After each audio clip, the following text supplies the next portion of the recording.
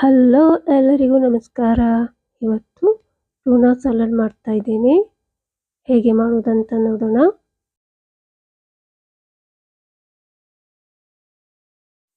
ಅದಕ್ಕಾಗಿ ನಾನು ಸೌತೆಕಾಯಿ, ಟೊಮೆಟೊ, ಮಿಂಟ್, ಪುದೀನ ಸೊಪ್ಪು, ಸ್ವಲ್ಪ ಪಾರ್ಸಲೆ ಮತ್ತು ರೂಕೋಲಾ ಅಂತ ಎಲೆ ಸಿಗುತ್ತೆ, ಅದು ಕೂಡ ತೆಗೆದುಕೊಂಡಿದ್ದೀನಿ. ಈರುಳ್ಳಿ ಕೂಡ ತೆಗೆದುಕೊಂಡಿದ್ದೀನಿ. ಟೊಮೆಟೊ ಹಾಕ್ತಾಯಿದ್ದೀನಿ.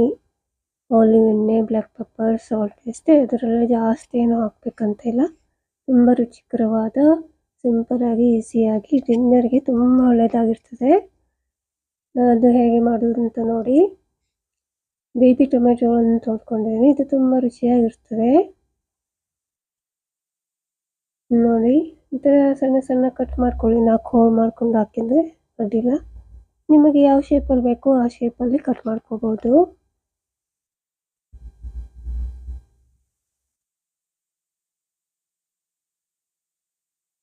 ಈ ಸಲಾಡ್ ತಿಂದರೆ ಮತ್ತೆ ಬೇರೆ ಏನು ತಿನ್ನಬೇಕು ಅಂತ ಅನ್ನಿಸುವುದಿಲ್ಲ. ಹೊಟ್ಟೆ ತುಂಬಿ ಇರುತ್ತೆ.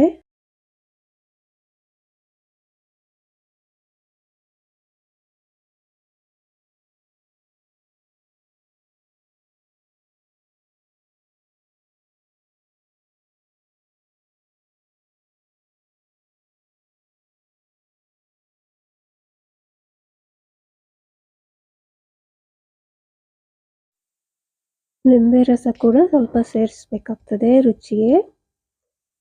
ಮಿಂಟ್ ಎಲೆಗಳನ್ನು ಕತ್ತರಿಸ್ತಾ ಇದ್ದೀನಿ, ಅದು ಕೂಡ ಸೇರಿಸ್ತಾ ಇದ್ದೀನಿ. ಹಾಗೆ ಪಾರ್ಸ್ಲೆ ಕೂಡ ಕಟ್ ಮಾಡಿ ಸೇರಿಸ್ತಾ ಇದ್ದೀನಿ ನೋಡಿ. ಇದು ಕೂಡ ಸೇರಿಸಿದ್ದೀನಿ.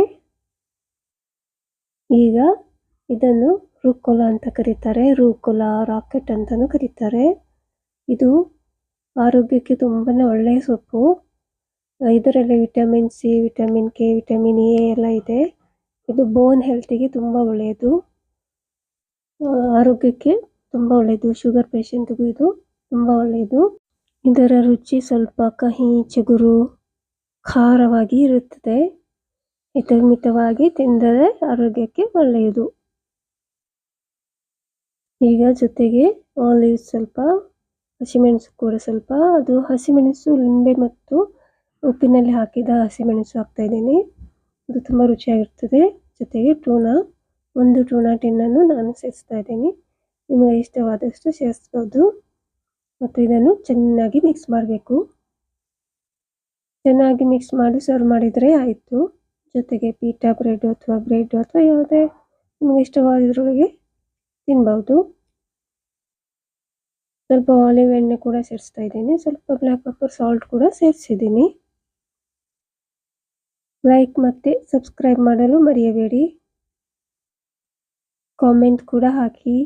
Thank you for watching.